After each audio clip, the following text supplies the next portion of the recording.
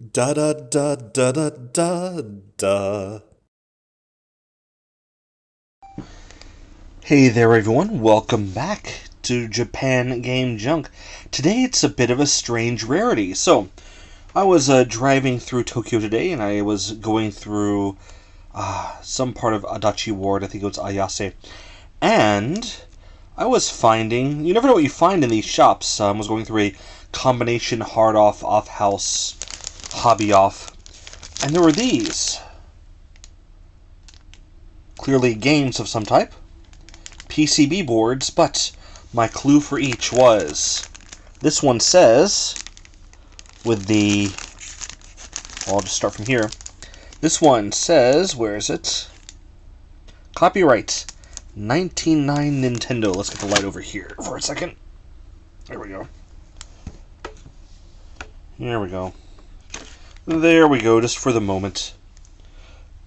Copyright 1999 Nintendo. So, this should be a Nintendo 64 game. What could it be? Then over here, we have... Where is it? There we go. Nintendo is here. You can barely see it. 1992. It says 1992 Nintendo. That will be Super Famicom. And over here, this thing. This one says copyright Nintendo 1995. Yes. Also Super Famicom, but this one will have the, well, kind, now you see here why it's not really a Super FX chip. These extra bits on the side here. For example, Donkey Kong Country, Star Fox, and so on. And it has a battery backup. So, this might be a Donkey Kong Country game, but it could be Uniracers. It could be any of a number of games that has battery backup and is for Super Famicom with the Super FX chip, quote-unquote. So, anyway, one thing I want to see is there such a thing as a Super FX chip? There is one internal. On the back, of course, there's nothing. Internals of Super FX chip. Internals of not Super FX chip. Seems to be more chips on the other one. So this one's kind of small. Who knows? Who knows? I'm not an electrician. So, I tried to look up the games based on the serial numbers that I found on them, but that didn't really work out. So, I'm going to try to play these in my Famiclone triple thing. Famicom, Super Famicom, Mega Drive. Let's set it to Super Famicom. Now, I want to be very delicate to open these, so I'm going to turn the camera off just for a moment, so I can do it off screen very, very delicately. Then I'm going to try to see if they work, and, well, by the time this video flips over from this recording to the next, you'll know if they work, and if they do, if at least one does, what game is it, because I'll be playing it.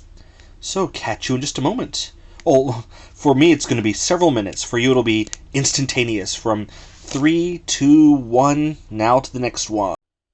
This one also, no dice. Oh well. So, that'll also be fun to get out of here. And if you guessed that this Nintendo 64 one here will not be opened up, you're right. Well, it was worth a shot, and they were all junk priced to begin with. If anyone out there knows how to figure out what games they are just by looking at the board or whatever, then have at it. Wow. Well, fun to have them, but don't ever buy these planning to play them, I guess. Or I guess I could get some cartridge, no, they're not worth it.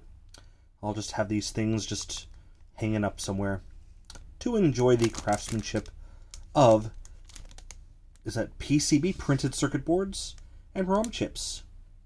There you go. Let's see what ROM chip this is. What's the ROM chip on this Nintendo 64? What does it say? MX something. ROM chips. That one says Nintendo on it. Maybe that's the lockout chip. And look at all these sharp things on the back.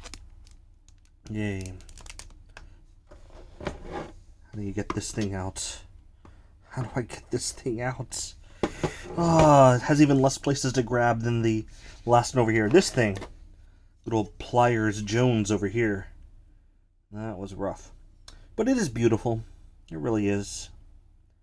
Beautiful craftsmanship. ROM chips. ROM chips.